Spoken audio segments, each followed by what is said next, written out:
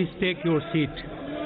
माननीय सदस्यगण, corona virus से उत्पन्न वैश्विक महामारी का यह तीसरा वर्ष है।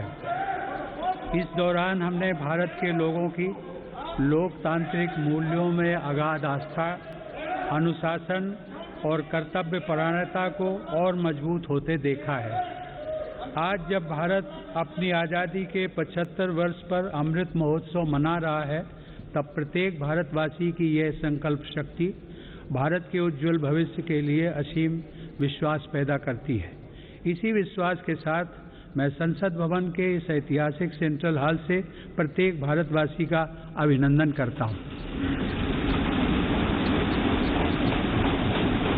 मैं आज संसद के इस समवेत सत्र में देश के उन लाखों स्वाधीनता सेनानियों को नमन करता हूं, जिन्होंने अपने कर्तव्यों को सर्वोच्च प्राथमिकता दी और भारत को उसके अधिकार दिलाए।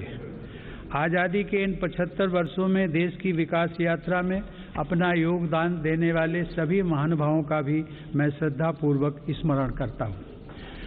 अमृत महोत्सव के इस कालखंड में देश की महान विभूतियों से जुड़े विशेष अवसर भी सभी देशवासियों को प्रेरणा दे रहे हैं।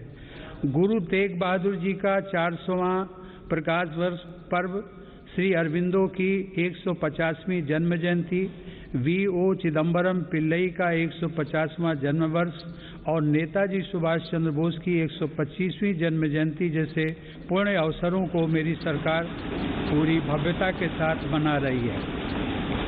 सरकार ने इस वर्ष से गणतंत्र दिवस समारोह को नेताजी की जयंती पर 23 जनवरी से ही मनाने की शुरुआत की है। मेरी सरकार मानती है कि अतीत को याद रखना तथा उससे सीख लेना देश के सुरक्षित भविष्य के लिए बहुत ही जरूरी है। साहिबजादों के बलिदान की स्मृति में 26 दिसंबर को वीर बाल दिवस की घोषणा एवं 14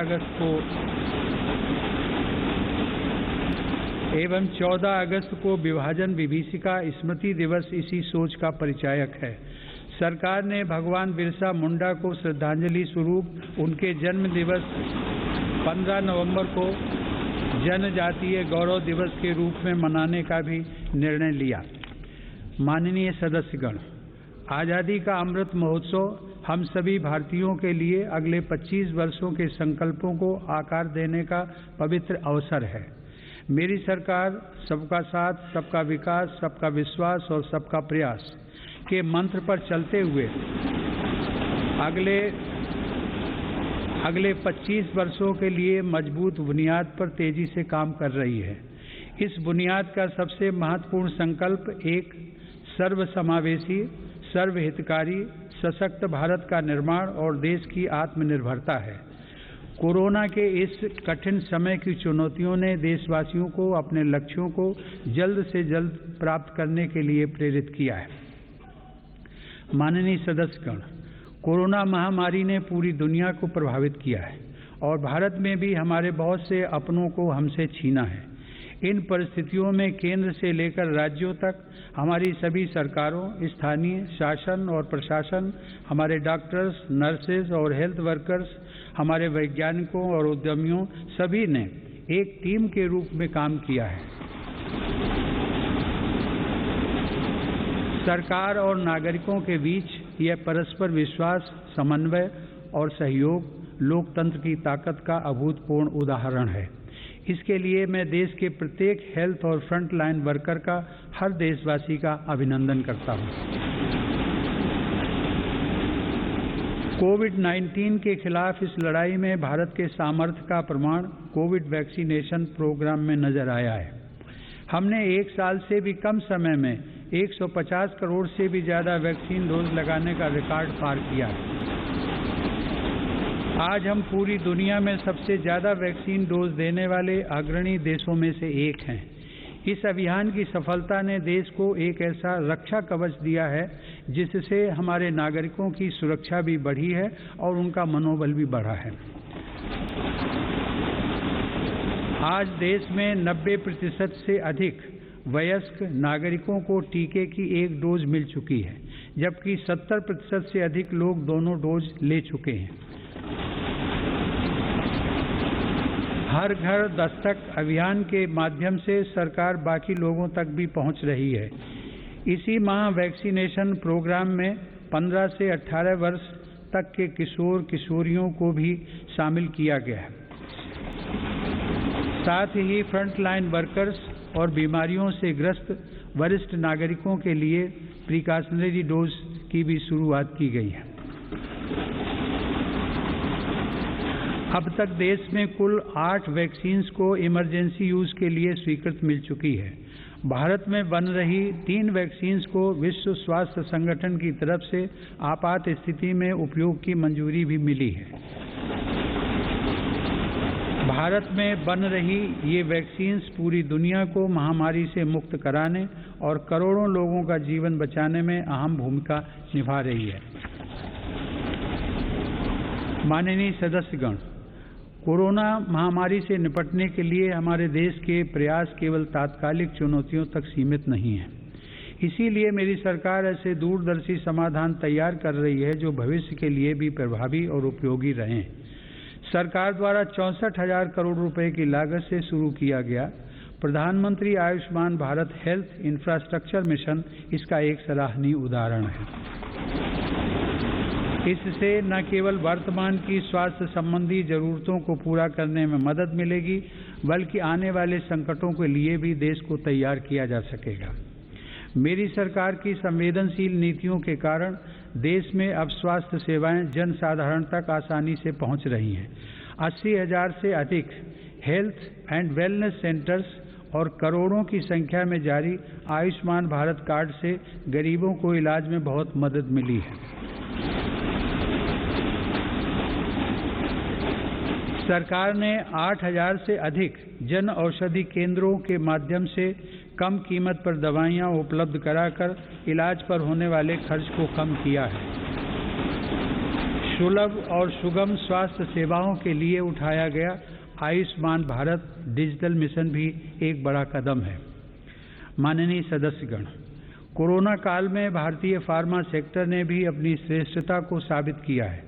वर्तमान समय में भारतीय फार्मा कंपनियों के उत्पाद 180 से ज़्यादा देशों में पहुंच रहे हैं। लेकिन इस क्षेत्र में भारत के लिए संभावनाएं कहीं अधिक व्यापक हैं। फार्मा इंडस्ट्री के लिए मेरी सरकार द्वारा घोषित PLI स्कीम से इन संभावनाओं को विस्तार मिलेगा और रिसर्च को भी गति मिलेगी। सरकार द्वारा किए गए प्रयासों के परिणाम स्वरूप योग, आयुर्वेद एवं पारंपरिक चिकित्सा पद्धतियों की लोकप्रियता लगातार बढ़ रही है। वर्ष 2014 में देश से 6,600 करोड़ रुपए के आयुष उत्पादों का निर्यात होता था, जो आज बढ़कर 11,000 करोड़ रुपए से अधिक हो गया है। दुनिया के सबसे पहले WHO global centre of traditional medicine की स्थापना भी भारत में होने जा रही है। माननीय सदस्यगण, हमारे संविधान के मुख्य शिल्पी बाबा साहब डॉक्टर भीमराव आम्बेडकर ने कहा था कि मेरा आदर्श एक ऐसा समाज होगा जो स्वाधीनता, समानता और भाईचारे पर आधारित हो। प्रजातंत्र सरकार का एक स्वरूप मात्र नहीं है। प्रजातंत्र का मूल है अपने साथियों के प्रति आदर और सम्मान की भावना। बाबा साहब के इन आदर्शों को मेरी सरकार अपने लिए ध्येय वाक्य मानती है। मेरी सरकार की आस्था अंत्योदय के मूल मंत्र में है, जिसमें सामाजिक न्याय भी हो, समानता भी हो, सम्मान भी हो और समान अवसर भी हो। इसीलिए आज सरकार की नीतियों में गांव, गरीब, पिछड़े, अनुसूचित जाति एवं जनजातियों को सर्वोच्च प्राथमिकता दी जा रही है। हाल के वर्षों में पद्म पुरस्कारों के चयन में भारत की यह भावना भली भांति झलकती है। विविधता से भरे भारत में देश के कोने कोने में समर्पित जीवन जीने वाले लोग राष्ट्र सेवा में जुटे हुए हैं। उनमें भारत की शक्ति के दर्शन होते हैं। माननीय सदस्यगण, कोरोना के इस महासंकट में हमने बड़े बड़े देशों में खाद्यान्न की कमी और भूख की परेशानी देखी है, लेकिन मेरी संवेदनशील सरकार ने इस बात का पूरा प्रयास किया कि 100 साल के इस सबसे बड़े संकट में कोई गरीब भूखा न रहे। प्रधानमंत्री गरीब कल्याण अन्न योजना के अंतर्गत मेरी सरकार सभी गरीबों को हर महीने मुफ्त राशन दे रही है। 80 करोड़ लाभार्थियों को 19 महीनों से खाद्यान्न वितरित करने हेतु 2,60,000 करोड़ रुपए के खर्च के साथ भारत में आज दुनिया का सबसे बड़ा फूड डिस्ट्रीब्यूशन प्रोग्राम चलाया जा रहा है। वर्तमान परिस्थितियों को देखते हुए पूरी संवेदनशीलता के साथ मेरी सरकार ने इस योजना को मार्च 2022 तक बढ़ा दिया है। कोरोना काल में गरीब के स्वाभिमान और उसके रोजगार की रक्षा करने के लिए सरकार प्रधानमंत्री स्वनिधि योजना भी चला रही है। यह योजना हमारे रेहड़ी पटरी वाले भाइयों बहनों के लिए बहुत सहायक सिद्ध हो रही है। इस योजना के तहत अब तक 28 लाख रेहड़ी पटरी वालों को 2900 करोड़ रुपए से ज्यादा की धनराशि जारी की गई। सरकार अब इन स्ट्रीट वेंडर्स को ऑनलाइन फूड डिलीवरी करने वाली कंपनियों के साथ भी जोड़ रही है। श्रमिकों के हितों की रक्षा के लिए सरकार ने ई-श्रम पोर्टल भी शुरू किया है, जिससे अब तक 23 करोड़ से अधिक श्रमिक जुड़ चुके हैं। जनधन आधार मोबाइल अर्थात जैम ट्रिनिटी को मेरी सरकार ने जिस तरह नागरिक सशक्तिकरण से जोड़ा है, उसका प्रभाव भी हम लगातार देख रहे हैं। 44 करोड़ से अधिक गरीब देशवासियों के बैंकिंग सिस्टम से जुड़ने के कारण महामारी के दौरान करोड़ों लाभार्थियों को सीधे कैश ट्रांसफर का लाभ मिला है। डिजिटल इंडिया और डिजिटल इकोनॉमी के बढ़ते प्रसार के संदर्भ में देश के यूपीआई प्लेटफॉर्म की सफलता के लिए भी मैं सरकार के विजन की प्रशंसा करूंगा। दिसंबर 2021 में देश में 8 लाख करोड़ रुपए से ज्यादा का लेन देन यूपीआई के माध्यम से हुआ है। यह इस बात का उदाहरण है कि हमारे देश में जन सामान्य द्वारा बदलाव और तकनीक को बहुत तेजी से अपनाया जा रहा है। माननीय सदस्यगण, मेरी सरकार मूलभूत सुविधाओं को गरीब के सशक्तिकरण और गरीब की गरिमा बढ़ाने का माध्यम मानती है।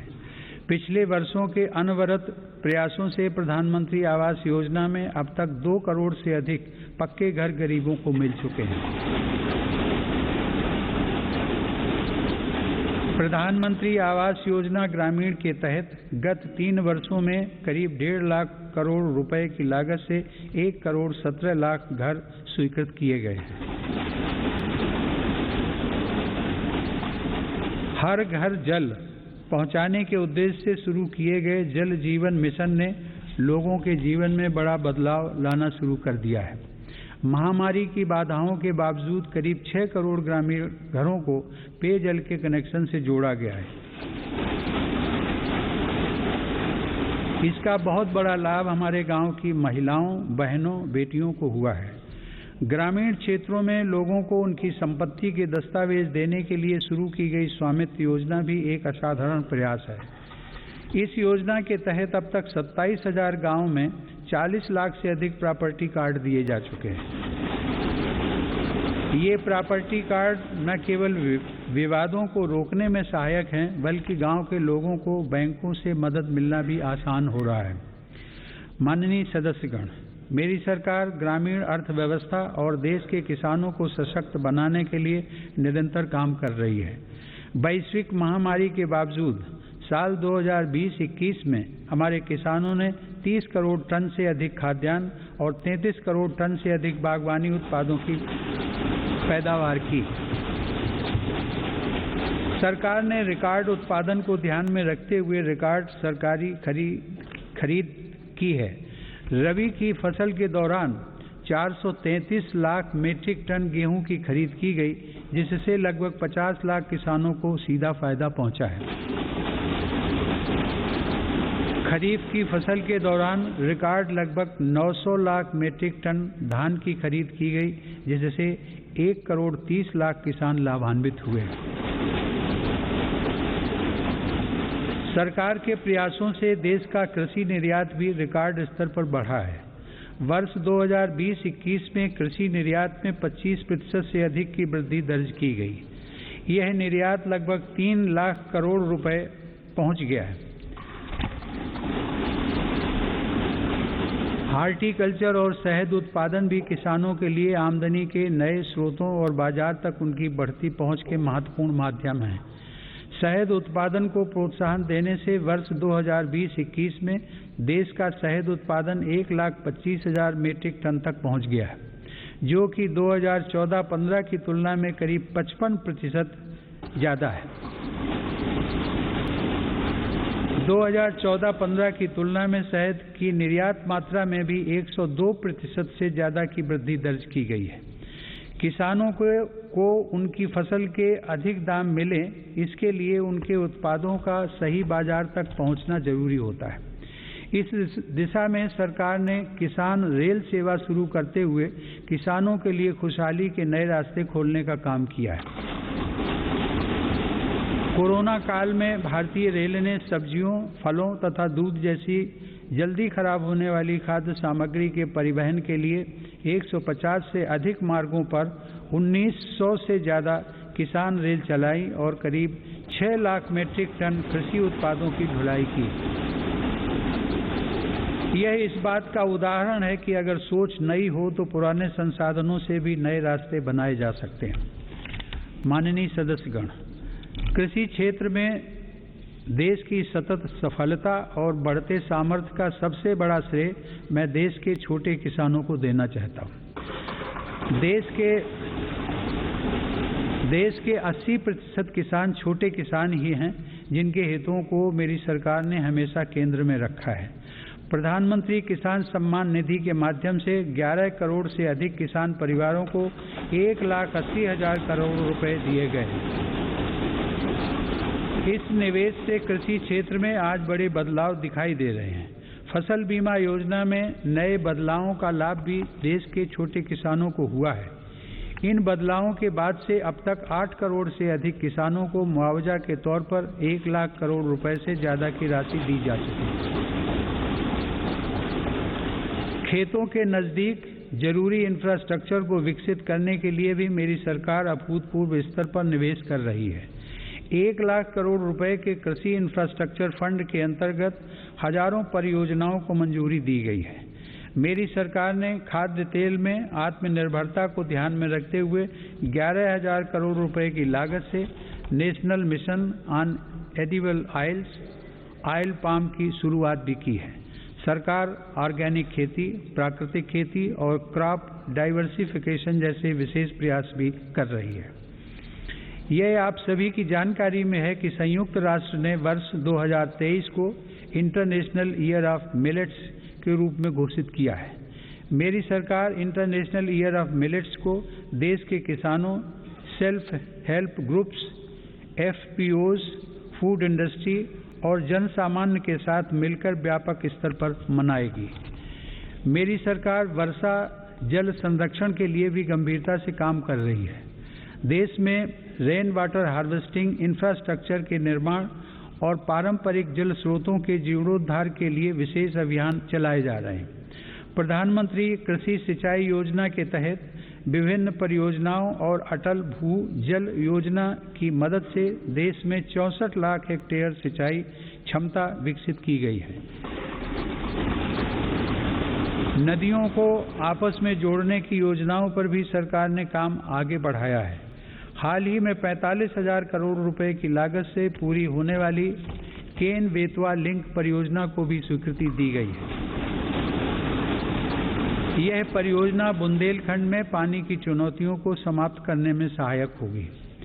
माननीय सदस्यगण, ग्रामीण अर्थव्यवस्था को गति देने में महिलाओं की भूमिका अधिक विस्तृत होती जा रही है।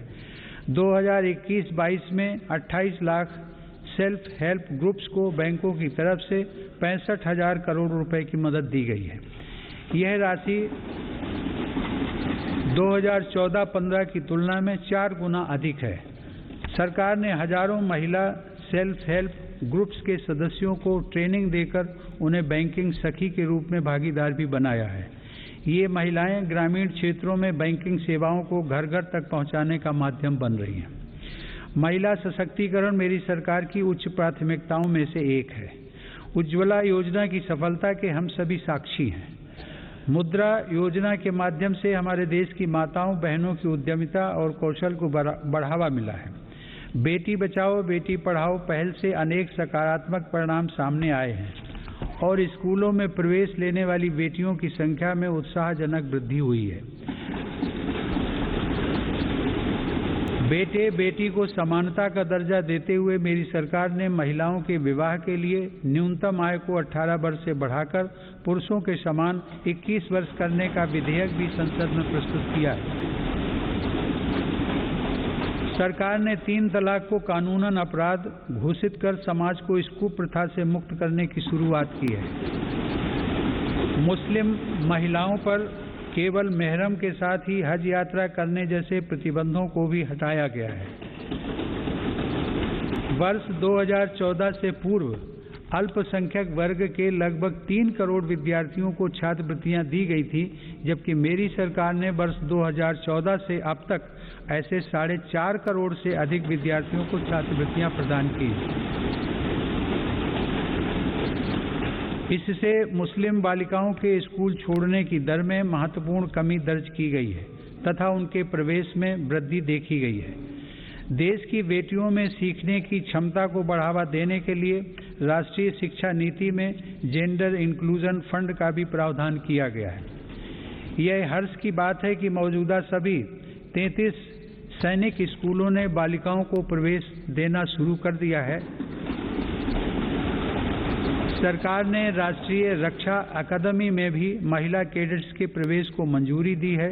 महिला कैडेट्स का पहला बैच एनडीए में जून 2022 में प्रवेश करेगा। मेरी सरकार के नीतिगत निर्णय और प्रोत्साहन से विभिन्न पुलिस बलों में महिला पुलिसकर्मियों की संख्या में 2014 के मुकाबले दोगुनी से ज्यादा बढ़ोतरी हो चुकी है। माननीय सदस्यगण, महान संत तिरुवल्लुवर ने कहा था, कक्कर्क कसड्डर कर्प वई कट्रिपिन निकर्क अद्दकर्क तगा। अर्थात एक व्यक्ति जो कुछ भी सीखता है वह उसके आचरण में दिखाई देता है। आत्मनिर्भर भारत के संकल्प व सामर्थ्य को आकार देने के लिए मेरी सरकार देश में नई राष्ट्रीय शिक्षा नीति लागू कर रही है। राष्ट्रीय शिक्षा नीति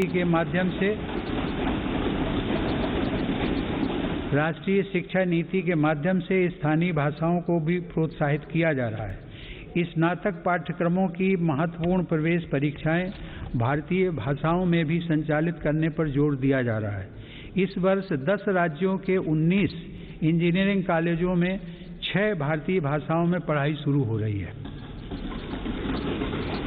स्किल इंडिया मिशन के तहत ITI, जन शिक्षण संस्थान और प्रधानमंत्री कौशल केंद्रों के जरिए पूरे देश में 2.25 करोड़ से अधिक युवाओं का कौशल विकास हुआ है। स्किल को उच्च शिक्षा के साथ जोड़ने के लिए UGC के नियमों में कई बदलाव भी किए गए हैं। कोरोना से लड़ाई के लिए स्किल इंडिया मिशन के तहत हेल्थ केयर से जुड़े 6 विशेष प्रशिक्षण कार्यक्रम शुरू किए गए। इनसे हेल्थ केयर सेक्टर को मदद मिल रही है। सरकार द्वारा जनजातीय युवाओं की शिक्षा के लिए हर आदिवासी बहुल ब्लॉक तथा एकलव्य आवासीय मॉडल स्कूल के विस्तार का काम किया जा रहा है। ये स्कूल लगभग 3.5 लाख जनजातीय युवाओं को सशक्त बनाएंगे। माननीय सदस्यगण, टोक्यो ओलंपिक के दौरान हम सभी ने भारत की युवा शक्ति की क्षमताओं को देखा है। इस अंतर्राष्ट्रीय प्रतिस्पर्धा में अब तक का बेहतरीन प्रदर्शन करते हुए भारत ने 7 मेडल जीते। टोक्यो पैरा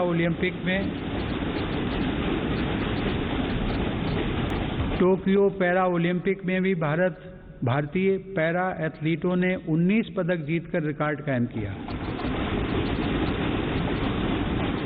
ओलंपिक प्रतिस्पर्धाओं तथा खेलकूद में भारत की उपस्थिति मजबूत करने के लिए केंद्र सरकार, राज्य सरकारों के साथ मिलकर देश में सैकड़ों खेलो इंडिया केंद्र स्थापित कर रही है।